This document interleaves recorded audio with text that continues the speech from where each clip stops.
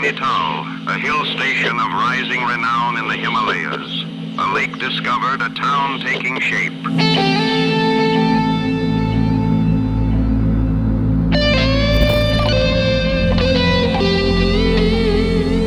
Imagine a place that was once taken away from India.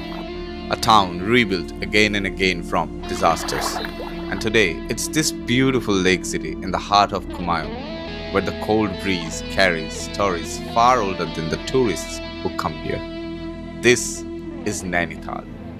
But if you really listen, this place isn't just about boating on the lakes or weekend escapes.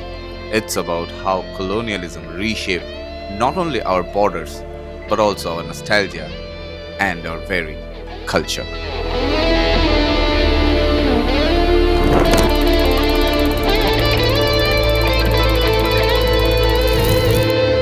So here we start again. Those who follow my channel know that I am a huge history buff. Now here in this episode, we will be talking about the history of Nainital. A few months back, I went to Nainital to celebrate my anniversary. Now let's really fast forward and jump into the historical journey of Nainital. I've broken this video in 8 chapters, starting with chapter 1.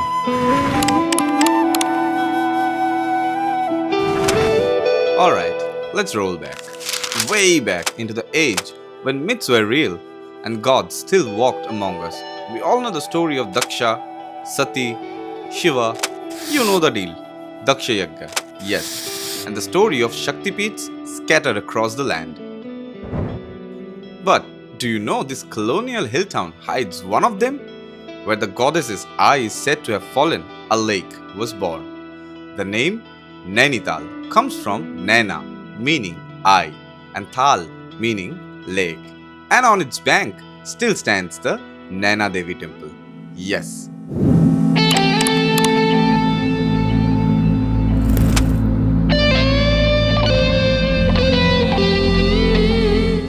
Now, let's start the human story. Picture a kingdom, split into dozens of small courts.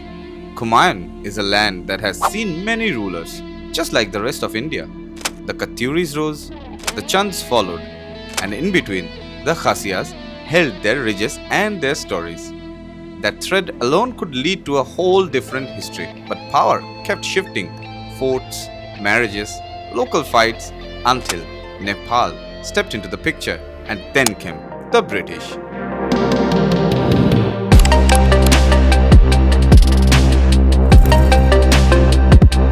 Now we're in the juicy part of the story. Here's the thing about borders. They look neat on a map, but they're messy on the ground. Maps change when men with guns and treaties push them. Let's zoom out. By 1791, Kumaon was under Nepalese control. Kathmandu's power center is Bhimsen Thapa. He is the Prime Minister, and the policy is simple. Expand east to Sikkim, west into Kumaon and Garhwal, and down into the Terai. They reached Kumaon, the hills around present-day Nainital. Now that push directly clashes with companies' interests on the plain. War is now a question of when, not if. This is no local clash. It's a push for Himalayan dominance. For the East India Company, this expansion was a direct threat. Kumaon and Garhwal weren't just hills, they were a defensive ring for Bengal corridors to Tibet, and source of revenue from timber, minerals and trade. In 1814, the war cracks open in Nalapani near Dehradun. Balbhadra Kunwar, a young Gurkha commander, holds a small hill fort against thousands. Day 1. British General Rollo Gillespie is killed. The lesson is clear. In these hills, numbers don't win. Further west, the Gorkha front is led by Amar Singh Thapa, or the Barakaji, the big general. In Kathmandu, the boy king Girvan Yuddha or Bikram Shah sits on the throne, but real power lies with Prime Minister Bhimsen Thapa, proud and unbending. His defiance drags the war for a year. The defense bleeds the British badly, until one officer flips the momentum, David Ochterlony. Unlike his peers, he moves slowly and systematically, building roads and hauling guns step by step. That patience turned the tide. Oh, by the way, David had 13 wives. No, no, no, no, no. Oh no, I'm sorry. Not really wives. You know what I mean. Okay, just a little detour. This is Mubarak Begum, the 13th wife of David. And David built a mosque in her honor, informally known as Randi Ki Masjid. Yeah, you heard it right. That's in Delhi. It's a separate topic altogether. Here it is. When Almora falls, Domsha, the Nepali governor of Kumaon, surrenders. Soon after, Amar Singh Thapa surrenders at Malawi, collapsing the Western Front. by 1815, the British already hold what they want: Kumaon, Garhwal, and the Terai.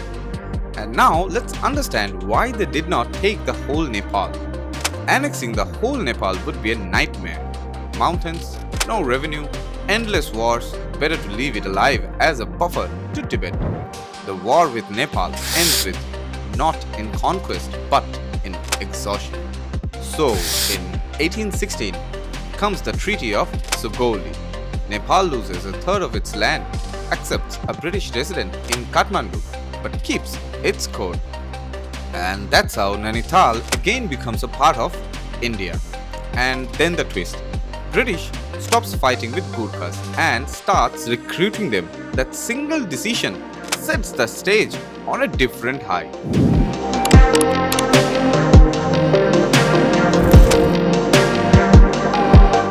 Now, here's the punchline.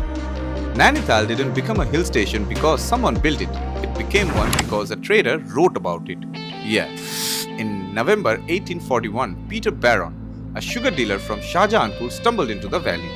He sent his impressions to Englishman newspaper in Calcutta, calling it the lake by far the best sight he had seen in 1500 miles of Himalayan wandering. And just like that, the place was declared a discovery.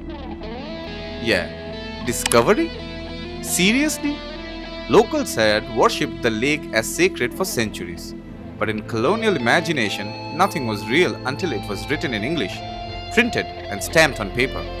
That's how empires work. Erase what came before and then rename it as new. Sounds familiar? And paper had power. And once it was on paper, the machinery moved fast. Surveys, the first European house, Pilgrim Lodge.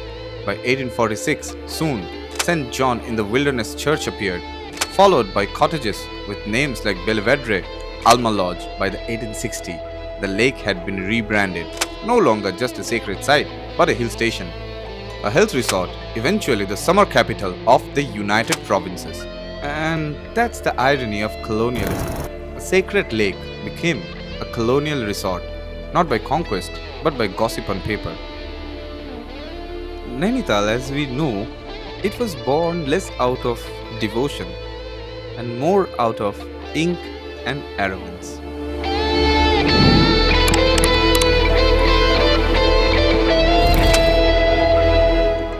On September 18, 1880, after 2 days of torrential rain over 33 inches, the hillside above the Naina Devi temple came crashing down. A minor earthquake that morning helped trigger the collapse. Now what happened after that changed everything. 12:45 p.m., the Victoria Hotel, assembly rooms, Bell's shops and the temple were destroyed in seconds. 151 people died, 108 Indians, 43 Europeans, though many believed the toll was higher. It wasn't the first slip. Smaller ones struck in 1866 and 1869, but this was the great slip. Out of the wreckage came resilience. The debris was cleared into a ground still known as the Flats, now Nainital's main recreation and festival space, flanked by a rebuilt Naina Devi temple, mosque, gurudwara, and busy markets. New drains and stricter building rules followed. Tragedy reshaped the town and left a reminder that nature always set the terms.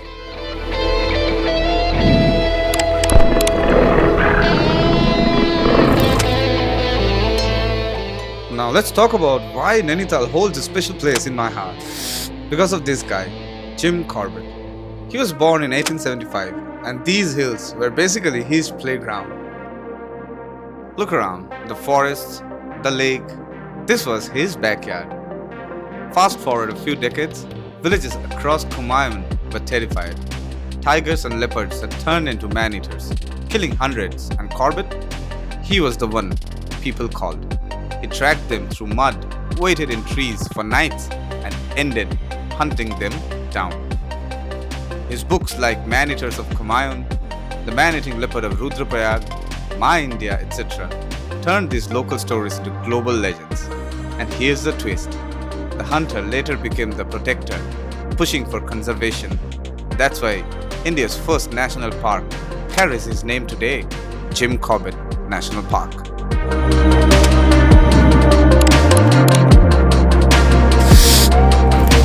It has been an agitation fermenting for the past few years in the hills of Uttar Pradesh.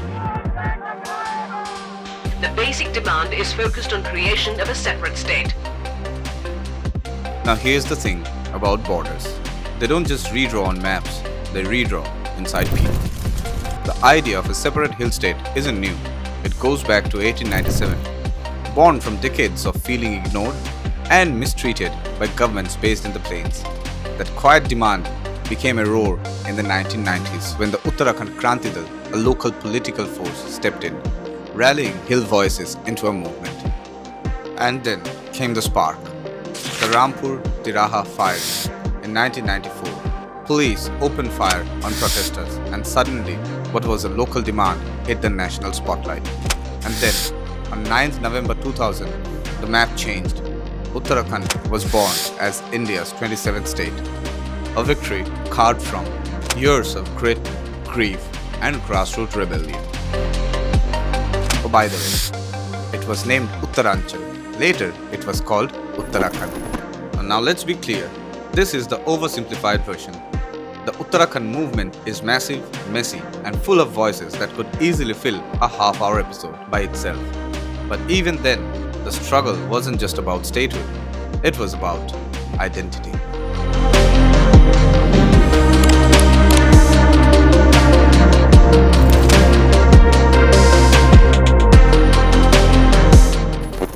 Look at this.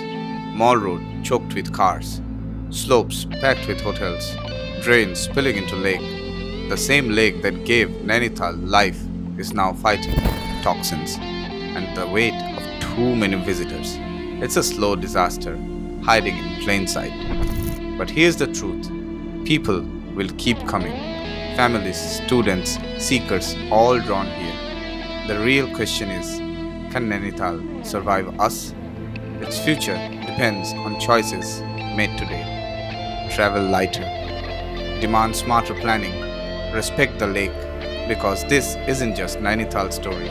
It's a test for all of us. That wraps today's journey into the layered history of Nainital.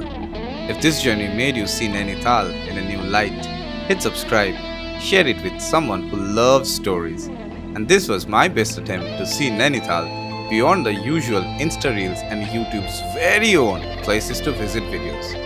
This is the Quarantine Couple, and like always, stay curious and happy wandering!